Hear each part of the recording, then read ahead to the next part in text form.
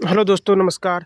UP triple S C JE और draftsman से लेकर जो भी अपडेट है आज इस वीडियो में दी जाएगी। दोस्तों, आपका एक कमेंट आया था कल कि आपको सेफ स्कोर जानना है, कैटेगरी वाइज कितना सेफ स्कोर हो सकता है। ठीक है, पहले मैं आपको बता दे रहा हूँ कि आपको कैटेगरी वाइज कितना मार्क्स लेके आना है जिससे आप सेफ हो जाओ और आप जेई बन जाओ। ठीक है, चलिए शुरू करते हैं।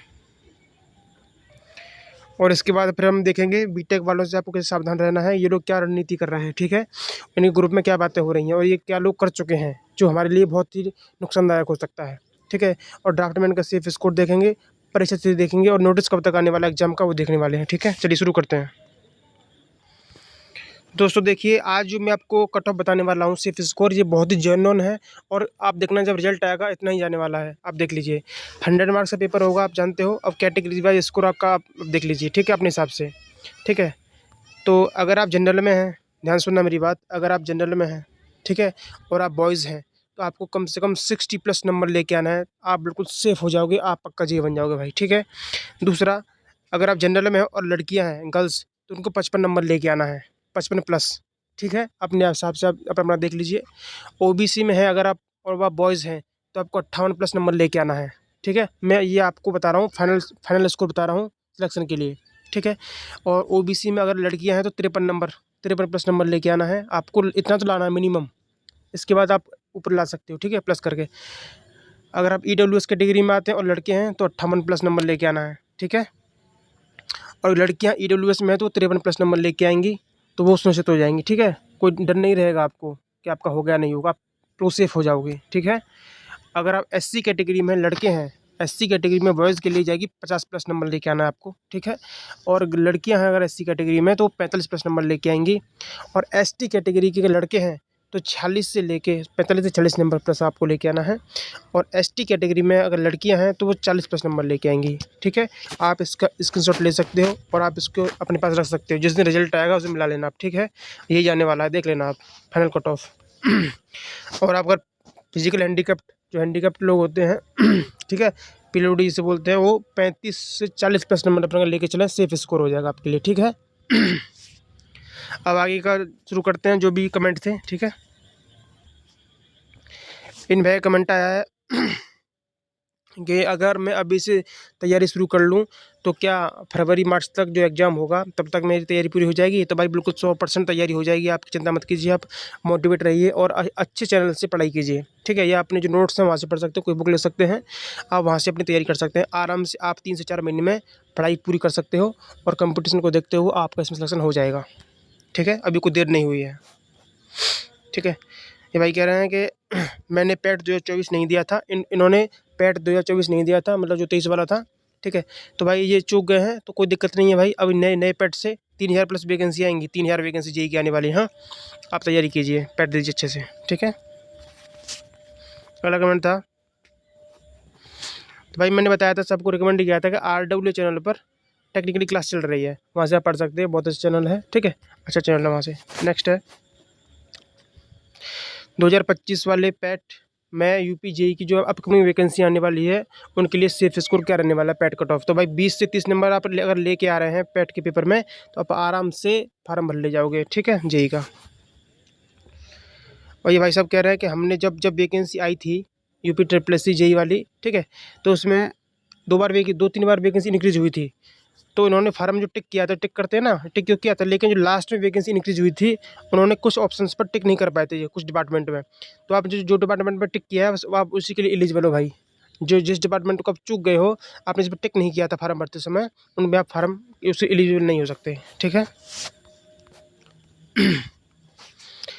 ये भाई पूछ रहे हैं कि मैं पेट का एग्जाम देने जा रहा हूँ। हाँ भाई, मेरा एग्ज़ाम है, कल ही एग्जाम है मेरा 6 तारीख को, सेकंड मीटिंग में। ठीक है, तैयारी ठीक है मेरी, कोई दिक्कत नहीं है। ठीक है,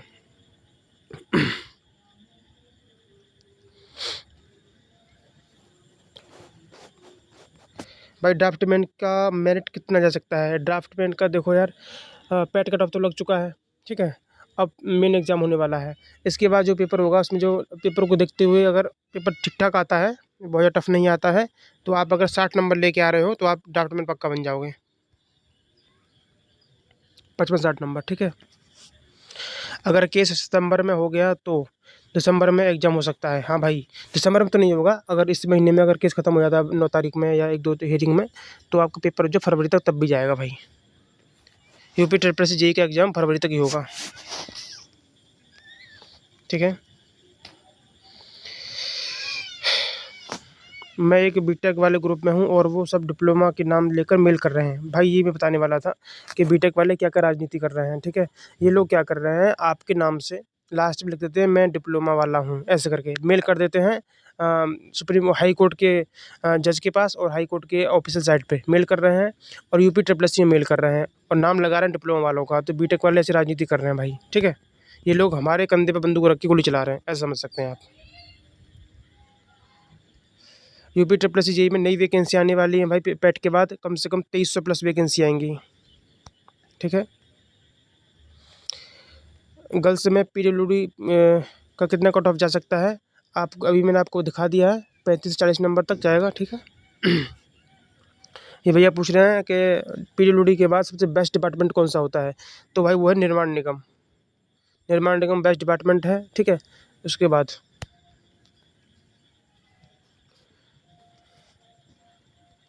अगर आपका पेट में 14 मार्क्स है तो मेंस दे सकते हो बिल्कुल भाई। यूपी ट्रिपल एससी जेईई का जो कट ऑफ आएगा पेट वाला, आप देखना, जिसका 1+ नंबर होगा ना +1, वो सब लोग एलिजिबल हो जाएंगे मेंस के लिए, ठीक है भाई। आगे का देख लेते हैं थोड़ा सा और। टोटल कितना फार्म फिल हुआ है गर्ल्स के लिए, तो ये वीडियो मैं अपने चैनल पर डाल चुका हूँ, आप जाके देख सकते हो गर्ल्स का कितना फार्म भरा गया है, ठीक है। लगभग 1000 फार्म तो भरा गया होगा, 800 से 1000 फार्म, ठीक है।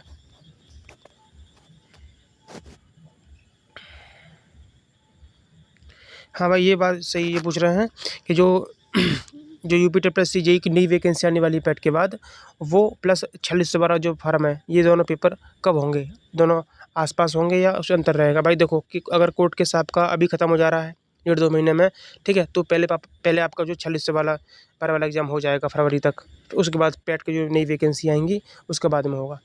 और अगर जो कोर्ट केस किसी भी अगर हालत ख़राब हुई, मतलब आपकी किस्मत बहुत ही ख़राब हुई, तो ये पेपर अगर अगले साल होता है तो दोनों पेपरों के बीच में ना भाई ज़्यादा से ज़्यादा 2 से 3 महीने का अंतर रहेगा बस, ठीक है। दोस्तों अंत में मैं आपको एक बार बताने वाला हूँ कि आपको बीटेक वालों से सावधान क्यों रहना है। ये लोग देखो क्या कर रहे हैं, इनके आप ग्रुप में जाके देखिए, गैसवा के ग्रुप में ये लोग क्या कर रहे हैं, ये लोग यह यूपी ट्रिपल एससी की ऑफिशियल साइट पर लगातार मेल करवा रहे हैं सबसे, ठीक है, कि पेपर को जल्दी कराया जाए। ये निवेदन कर रहे हैं चेयरमैन से, अध्यक्ष से, कि आप हमारा जो पेपर है जेईई वाला जल्दी करा दिया जाए और बहुत लेट हो रहा है। ये चाहते हैं कि ये पेपर में बैठ जाएँ, ठीक है। ये डिप्लोमा के साथ पेपर देना चाहते हैं ताकि इस वैकेंसी को और आगे जाके फँसाया जा सके। तो भाई ऐसा कोई मेल मत करना इनकी बातों में आके, वो लोग इसकी बातों में आ रहे हैं जो नॉन पेट वाले हैं। पेट और नॉन पेट यार, एक बात बताओ, आपके कहने से मान लिया मैंने, आपके कहने से मान लिया यूपी ट्रिपल एससी आयोग सोच लेता है पेपर करवाने के लिए बीटेक और डिप्लोमा साथ-साथ, ठीक है। पहली बात ऐसा होगा नहीं। अगर 1% हम मान भी लेते हैं कि डिप्लोमा और बीटेक साथ में पेपर देगा, तो भाई जब तक पेट और नॉन पेट का जो केस है वो खत्म नहीं होगा तब तक तो वैसे भी पेपर नहीं हो सकता ना।